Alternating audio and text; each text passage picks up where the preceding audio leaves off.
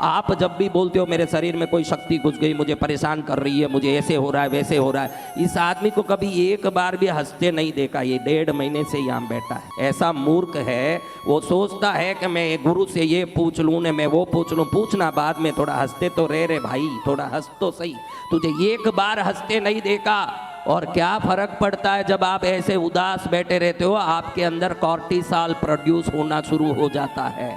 और cortisol stress hormone है। वो शुरू होने के लिए इसका कारण है कि सामने शेर आ जाए तो तेरे अंदर एक घबराहट आए। क्या आए? और जब भी घबराहट आता है तो आप देखो, शेर को आप देखते ही घबराते हो कि नहीं? वो घबराहट के कारण ही आप दौड़ते हो। अब समझो कि किसी संत को योग सिद्धि मिल गई, सामने शेर आ गया, वो घबरा नहीं रहे हैं तो वो दौड़ रहे हैं क्या? तो अभी दौड़ शेर का है कि घबराहट का? आप आज बताओ, ये सच समझ लो। आप शेर से नहीं दौड़ रहे हो, आपके अंदर घबराहट है इसलिए दौड़ रहे हो। आप ये अच्छे से समझ लो। हमारे शांति सूरी मांडोली के हुए हैं माउंट आबू में, जिन्होंने साधना किया, उनका फोटो देखोगे तो देखोगे पास में शेर सीता सब बैठे हुए हैं। वो कभी दौड़ नहीं रहे हैं। क्यों नहीं दौड़ रहे हैं? क्योंकि शेर वहां है, घबराहट नहीं है। आपके पास आज के तारीख में शेर नहीं है लेकिन घबराहट है, इसलिए आप दौड़ रहे हो सब। आप समझ लो कि आपके अंदर एक घबराहट आपको सामने शेर उत्पन्न कर रही है। मैं ऐसे लोगों को देखता हूँ यहाँ 2-2, 3-3 महीने रहते, एक बार भी हंसते नहीं, एक बार भी खुश नहीं रहते। तू सोचे कि मेरा जीवन सफल हो जाए फिर हंसूंगा।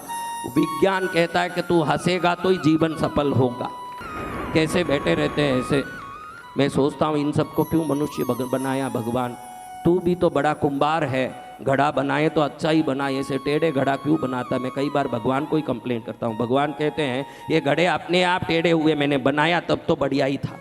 ये घड़े अपने आप टेढ़े हुए घड़े हैं, इसको हमने नहीं कोई टेढ़े किए। तो आप देखो ये कॉर्टिसॉल क्या करता है आपके बॉडी में। अगर आपको कोई घबराहट का काम हो जाता है, समझो बैंक में गए हो आप, बैंक से पैसा लेके निकले हो 12,000 रुपया, रास्ते में चल रहे हो, कोई भी छीन लिया, तुरंत आपको वो छीन रहा, घबराहट आता है ना, उस समय में आपके अंदर कॉर्टिसॉल का उत्पत्ति होता है। वो क्या करता है? उस घबराहट को पूरा करने के लिए आपके अंदर एक स्ट्रेस को डालता है।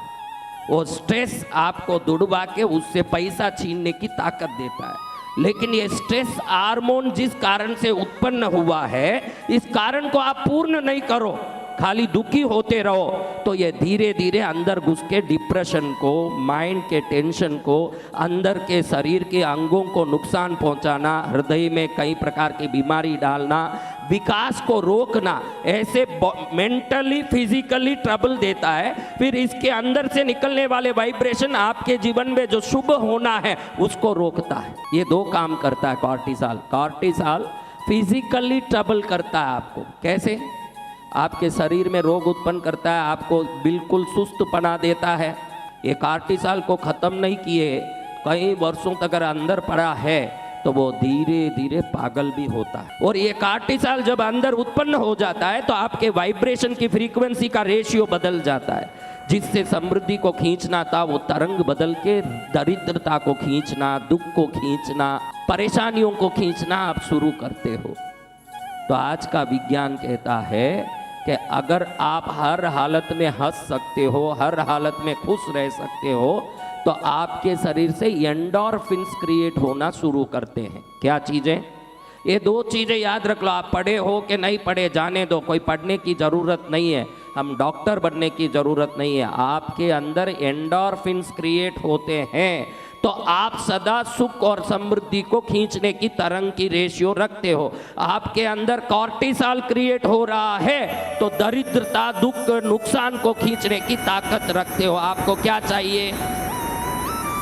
भैरव पुराण का पूरा सार यही है कि आप भैरव की तरह वीर, धीर और गंभीर रहो कि एंडोर्फिन क्रिएट हो आपके जीवन में। पूरा पुराण का सार यही है। ये बच्चा बोलता है I am in depression, I am from Assam.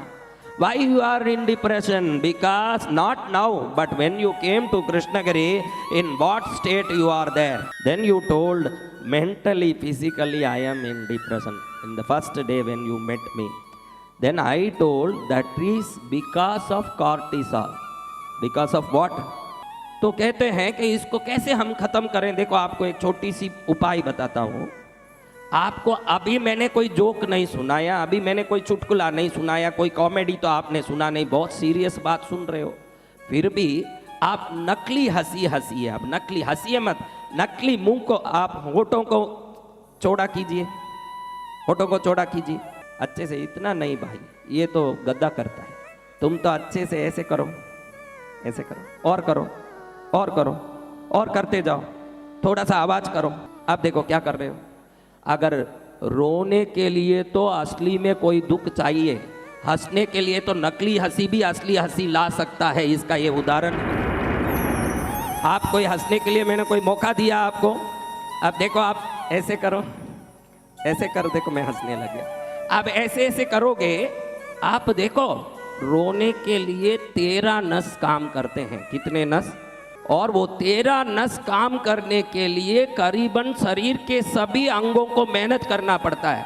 हंसने के लिए 51 नस काम करते हैं, उसके लिए सिर्फ होठ हिलाओ तो बस है, और कोई अंगों की जरूरत नहीं।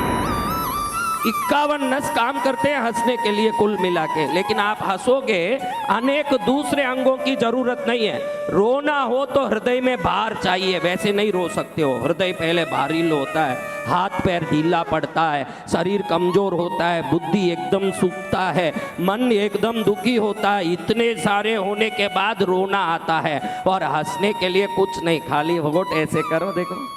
और ऐसे करने से क्या होगा महाराज, दुनिया का सब साइंस ने ये प्रूव कर दिया है, नकली हंसी हंसने वाले के शरीर में भी एंडोर्फिन्स क्रिएट होते हैं।